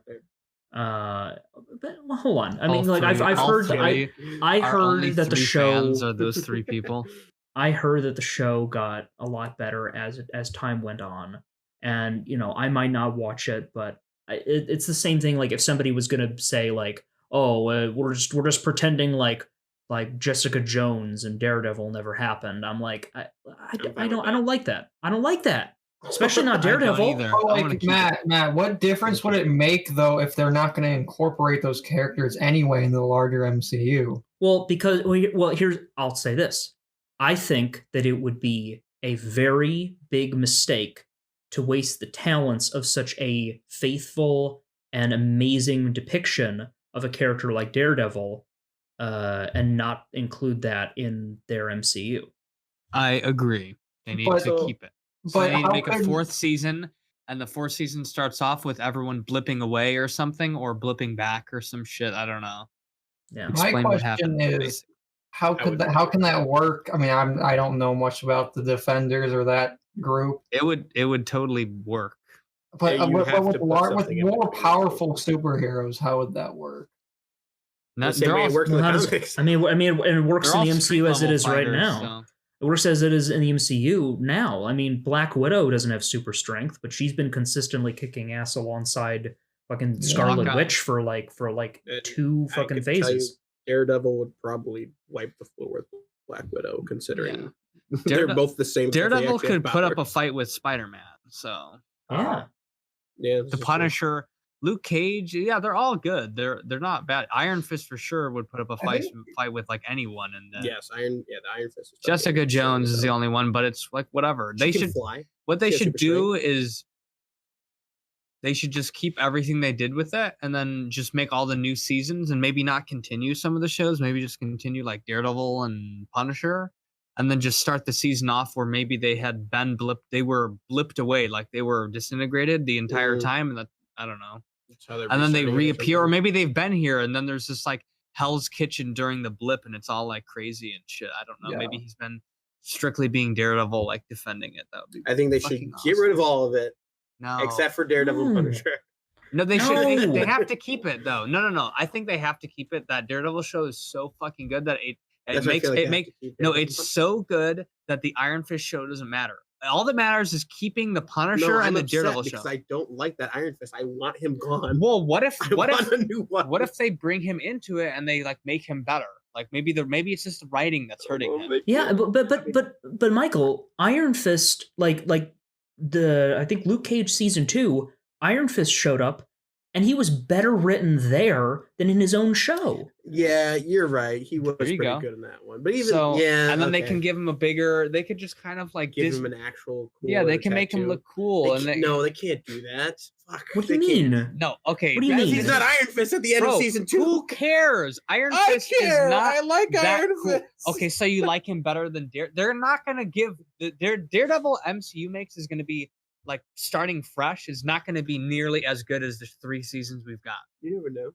They'll have to redo a whole Wilson Fisk arc, a whole Hand arc with Elektra, whatever the hell her name is, and then a whole like Bullseye thing. And I don't want to see that again. I want them to just continue. Yeah, Like I the guess. Daredevil show ended off where Bullseye's going to get the spine, and he's probably going to kill Karen Page or something like that. I don't know. It's good. They need to keep it. They That's need what I'm to. saying. I want Bad Daredevil Michael. and Punisher. Don't get me wrong. Bad I Michael. want those two. It's just the other ones. I really want them to restart. I think you no. can't. The No. way they did, the way they connected them, you can't have one without the others. You could for Daredevil. no. But look at what they've done at the Defender. MCU. They have never backed down from any of the bullshit they've put in the MCU. Anything. Yep. So because should keep it. they should keep it. Still gonna keep like your the Hulk one. We're still gonna keep God, the angry- fucking. You know what? Just because of that, you're right. You're right. Yeah, they should We just keep it take all. We keep it to all. be We fair, fix it. I also don't even consider the Incredible Hulk part of the MCU. We Yeah, keep I it forget in, exists. and we'll fix it in the sequel. That's the rule. Yeah, that's what they Fuck should it. do. I Yeah, I mean, guess that's true. they That's should keep him. There wasn't a good Thor movie until the third one. Dude, imagine a I just fourth feel like it's season so of hard. that. Just you I know, can't the Daredevil's abandon. good. You No, can't don't get me abandon wrong, the don't get me fucking wrong. The Daredevil. Daredevil's show. good, and it's the just- Punisher. That's Imagine- what I'm saying. Those two shows are good. It's just Iron Fist at where they are now. I feel like I just don't want them to continue that storyline. If or anyone's gonna restart fix that. it, it's the MCU, and Kevin they can Feige, the figure it homie. out. I think that. Just imagine the fourth season of Daredevil being like having a Tom Holland Spider-Man like appearance in it, That'd and be they do pretty like a cool. Spider-Man Daredevil That'd be like really adventure cool, actually. together. That would be so awesome. You know what Batman I'm would be looking awesome. forward to? The eventual Deadpool Spider-Man crossover. Yeah. Oh my god. Oh. I want to see the Deadpool with the Guardians of the Galaxy. I feel like that'd be so much fun. That would be pretty cool. Yeah. He should be in the holiday special with them. Oh. Oh. Oh That'd be my funny. god, the MCU is so exciting. So exciting. What do you wait, I want to ask you guys. So to introduce Deadpool, I was reading, and this is not exactly what I watched yesterday. I don't remember it completely, but it was basically saying how to introduce Deadpool, and basically being like the Fox universe is like dying or something, and Doctor Strange like appears in front of Deadpool just to observe the universe or something to see how it dies and how he can protect his. And then like Deadpool like either sweet talks his way or like makes a deal to get into our universe somehow, and then he just remembers both universes. I feel like that's ridiculous enough to work for Deadpool. Well, no, but see, I feel like it's too complicated for Deadpool, though. That's too complicated for Deadpool. What would you do? I would literally just have Deadpool pull some time travel bullshit and just be, oh, I guess I'm here now. Like, literally no other explanation. I think it would be cool if like a portal just opened and Deadpool just walked out of it, and then what if they just didn't explain anything? He just like appears and like, what the fuck? He's like, don't worry about it, I'm here. Like the like Brick from Anchorman 2. Yeah. No, yeah, I would love that. I think that would be really funny. And then Deadpool just like the whole running joke is that he has the secret and like keeps hinting at it, and he like remembers his past universe as well and makes jokes about it too. Yeah, that would be cool. That'd be really They cool. should just make Deadpool this like being that knows about the DC universes as well because he knows about Green Lantern. He's just like the Oh, we need to watch Deadpool 2. You haven't watched the ending of it? I actually just watched Deadpool 1 with Wait, I've got an idea. So what Deadpool 3 can be, he somehow gets into our universe because at the end of Deadpool 2 he gets the time travel device from Cable. But he somehow gets into the MCU universe, and then he goes back and somehow introduces the X gene back in time in the in the MCU universe. So then they have to like the two universes converge. So it's just a bunch of like edited scenes of like stuff from the old X-Men movies. So it's like really shittily edited. It's really shittily edited. So it's like the end. So it's like all the. See it only because Deadpool is ridiculous enough for that. So you know how like there's like several moments in the old X-Men movies where like there's climaxes that would be national news. You'll just like you'll just have a shitty like edit of like Iron Man being there, and then it'll be like, oh, okay, so they did know that they existed, and then. I would kind of hate that, to be honest. I would hate it. I'm sorry, I'm not part of that. I would hate that, Matt. I think it's funny and definitely Deadpool-like, but I would not like that. Deadpool can do literally. They could literally just pretend like Wanda's fucking up the multiverse, and he'd use a time travel thing, and it just like ported him here. He's like, well. They should just have him come up randomly and just be like, it was Deadpool all along. What if they did Deadpool kills the entire Marvel universe, that graphic novel where he kills everybody? Wait. They do the thing. You know how in the House of M comic where fucking Wanda just says no more mutants and then all the mutants disappear? They should do a thing like if they had done a legit House of M like adaptation in the MCU, like if they could have, I would have loved it if like part of the time travel segment in Deadpool 2 was just him like in the room just trying to convince Wanda not to say like no more mutants, but instead like say something else like just like no more Iron Fist or like no more McRib. Oh my god. No more Iron Fist and Immortal Hulk, please. No more Shamrock Shakes. Can you tell that I'm hungry for McDonald's? Yeah, I can. Yeah, I could tell. I heard that the other day. I don't like rib. Did you have the big rib review? Did you try their new chicken sandwich? They have a new chicken sandwich? Because I got it because there was like a thing on DoorDash that was like get a free new chicken sandwich, but it was specifically crispy, so I was already hesitant. It wasn't the best. It's because you were getting a chicken sandwich from McDonald's. But their spicy McChickens are the fucking bomb. Well, actually, no. I guess I do like the. I like the chicken sandwiches from Wendy's more, so maybe that's just my thing. I was gonna say, like chicken sandwiches in general, like I just like them. The McChicken is great, so I would assume the spicy one would be good, but I guess not. I'm just saying that like I just like the idea. Listen, Germa985 has turned me into a McChicken fan. That's all I'm saying. In a McGangbang, bro. What? A what? You never heard of McGangbang? What's a McGangbang? It's a burger and a McChicken like mixed together. Yeah, no! I think it's yes. Burger. Oh, just one. One burger, one McChicken, and you stick them together and eat them together. It's actually really, really, really good. I'm so fucking hungry as well, Matt. Oh my god! God damn it! I just said really like 4 times. Fuck! I'm gonna ask my dad if he wants me to order McDonald's tonight. All right. Well, before we go and eat meals, should we just give our last thoughts on overall what you actually thought? Yeah, can I say something though? Quick, go ahead. Here on the critical spectrum, We cover a wide range of topics, including food reviews, so stay tuned. We should actually do that. No, I was mainly bullshitting, but when we do our first in-person episode, once like we're vaccinated, let's do that. Let's get something to review. Yeah, we'll do a food review. But it has to be something like new, like whatever the next like trendy thing that like McDonald's or Wendy's has on their menu. We'll like review that and just like make fun of it. Yeah. Go get the. I hate Wendy's. Wendy's? You hate Wendy's? Wait, hold on, Frank. D'Amelio like coffee drink. Hold on, Frank. Have you had the pub burger from Wendy's? Oh, that's some good shit. It's good shit. Because that's really good. So basically, it's a pretzel bun. They have their own like special sauce that they put on it. Their own special melted Colin, cheese. All right, final thoughts. We got starving right now. Jesus Christ. Final thoughts. Final thoughts. Beginning was kind of meh. End was great in my opinion. Like the costume, just not the tiara part. Super Saiyan tiara, I'm all for. Those are my final thoughts. Overall, great show. Throw out a number. Episode. Give me a number for the entire season. I thought that's entire season. Okay. Entire season. Last final thought for the episode. I will say this was probably the weakest episode, but for the whole season, solid 9 out of 10. Oh shit! Okay, I like it. Okay. Matt, I'll let you go next. All right. So I want you guys to think about the reasons that you loved WandaVision early on, because I bet you it was that mystery, that sense of unease, and most importantly, the fact that the drama we were seeing was different from anything else we've seen in the MCU, and the fact that it was fucking weird.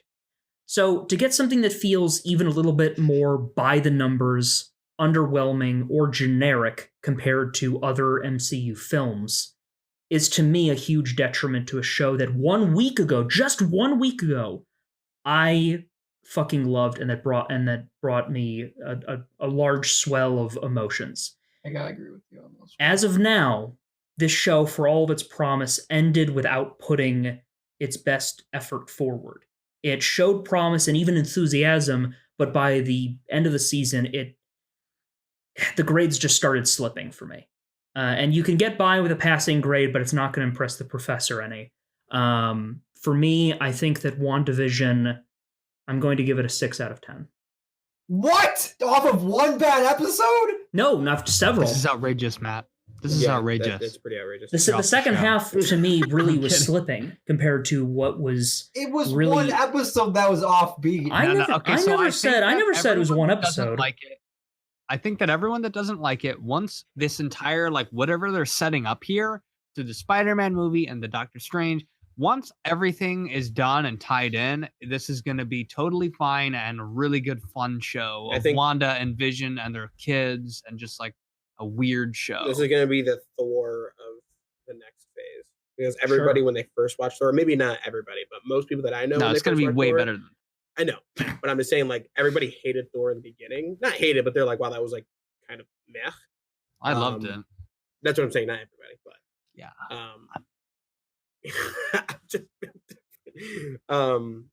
I think eventually people are going to realize like it's good for what it is. I don't know. I personally they're setting like it so much up. Overall, I actually think the last episode might have been not my favorite, but probably my second favorite. I'm surprised that you guys disliked it so much. I mean, Colin, this I'm giving a series review. This isn't based on one episode being bad, in my opinion. This is about the fact that, with the exception of episode 8, the entire second half for me was considerably more underwhelming compared to how much I loved the first half. Really? That's where I'm coming from. I completely disagree on that, but that's everybody has their own opinion, even though yours is wrong. I'm just kidding.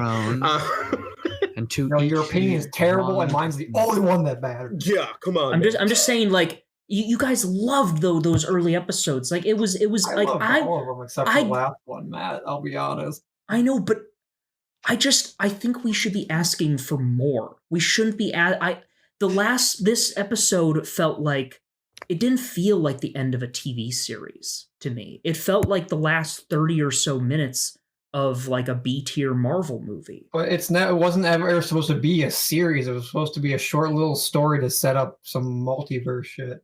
but it's a television show.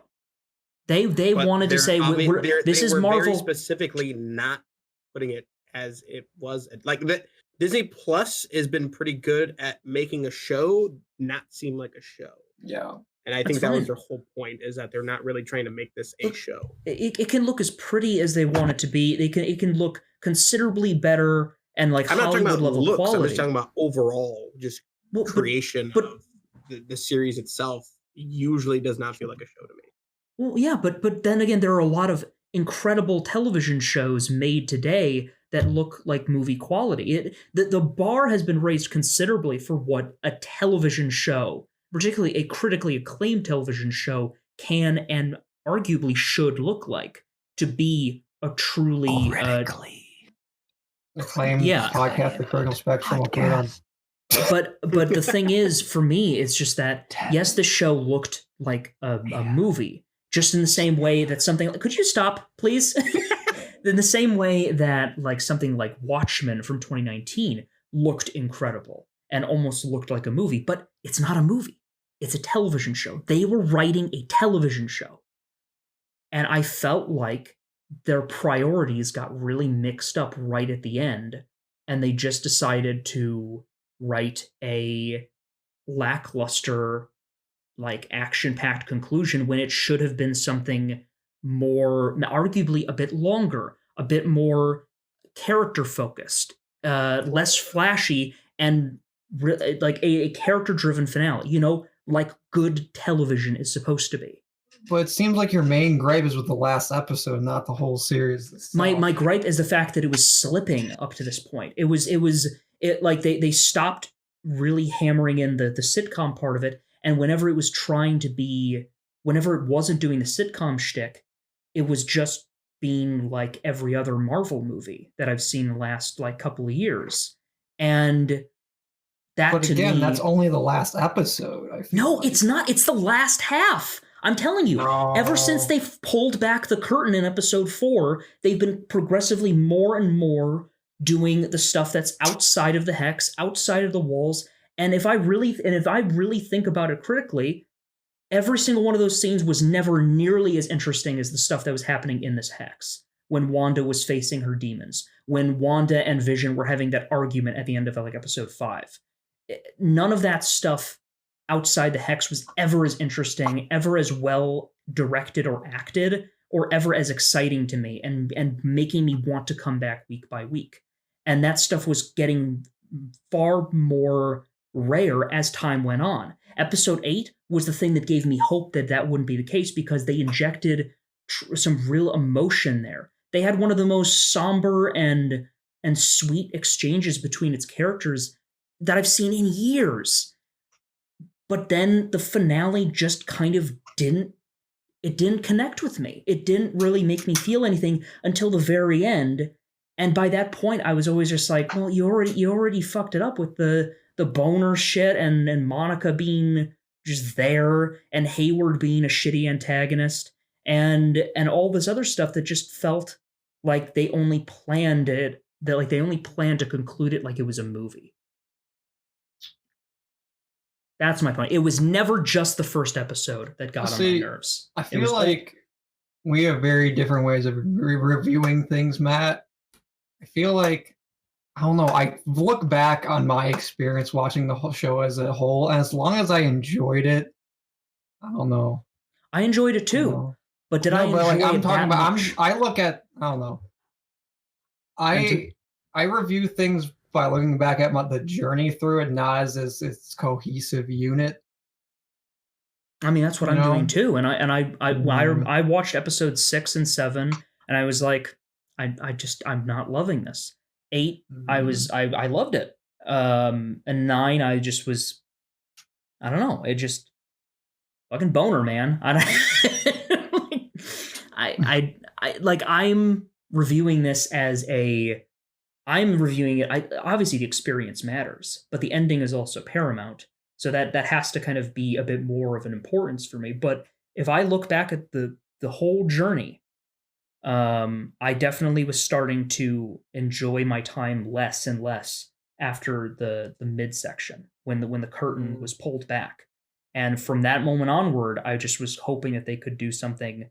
That's why the ending, I think, was so hyped up for people, because they were hoping for something to show up and be like, and make that a truly like phenomenal finale that just like got you fucking pumped, got you excited, the same way that the Quicksilver reveal made me like literally lose my shit. Like when I was watching that, I wanted to love this show, and I for a long part of it I did, but that love got less and less as the show went on. And all I'm saying, you can enjoy the show as much as you want. It's a good show. It is a show that is entertaining and has great performances from its two leads, and I think is something where they tried something different. I just wish that they were consistent with that vision. I want more out of Marvel because I don't. Vision. I want more out of Marvel, is what I'm saying. And I think we should ask more of them, because I don't want us to get to that point where there's just like what's the word? An oversaturation of the superhero, which many people would argue has already happened. And that's why there's so many people who are so critical of Marvel entertainment. And it's because I have to be, because I don't want them to just do the same things over and over again. I want them to try new things. And they were on there, but that's, you can't just start at the beginning of the term like cranking out like A+s and then just start slipping and think that you're going to get by on the good graces of those early works. Like, right. For me personally, WandaVision was a 6 out of 10. Michael, Frank? I personally am in your camp, Colin. I'm more on that. I'm actually was going to give it a 9 out of 10 as well. I personally loved the last episode. I think the second half was completely fine. I don't think there were really any issues with it personally. But overall, I really enjoyed the series itself. Like, it was, I think the first half was good and different, but the downside to me is that it didn't really have too much connecting a lot of stuff besides just mystery. So I actually personally think I like the second half better. And that I just feel like it actually gave us more of just, first off, backstory about Wanda in general, and then kind of shed light on a lot of the mysteries. I feel like maybe people are just disappointed that the mysteries didn't lead to something more spectacular and crazy, but I'm fine with that, considering that this is going to be the beginning of their phase stuff. Not that they don't want to do anything too crazy. I just feel like it didn't need to be anything too crazy. I feel like this should have been and is a more closed story just about Wanda herself.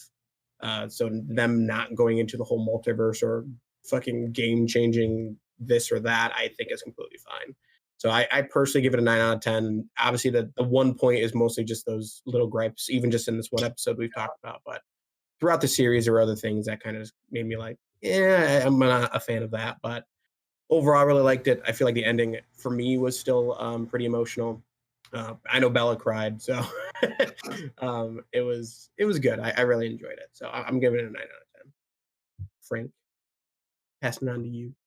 I think that it was a really good show. I liked WandaVision. I thought it was really fun.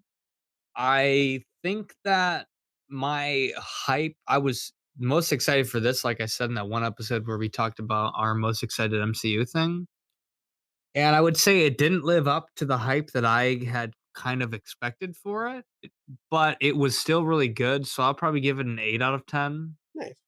You obviously were very upset that the bunny wasn't Doctor Strange. I thought that would have been funny. I just called a random thing and hoped that happened. But I think, like I said, I think this is just setting up a lot. It's going to lead into a bunch of stuff, and then eventually Vision and Wanda are going to get back together and do their thing or something. I don't know. It's an average. Agatha, hopefully, 8 out Agatha of will be 10. back. Sorry, Yeah. what was that, Frank? He said, what was it? About Agatha. I don't remember what I said. You said hopefully Agatha will be back. I heard you. Oh, okay. Which I agree with. I really hope she does come back and is more of like the teacher to Wanda. So I'm excited for that in the future, and kind of how they're setting that up. So yeah, overall I enjoyed it. Frank obviously enjoys it. Yeah, really good. Mostly enjoyed it. I'd probably put it. Somewhat hated it.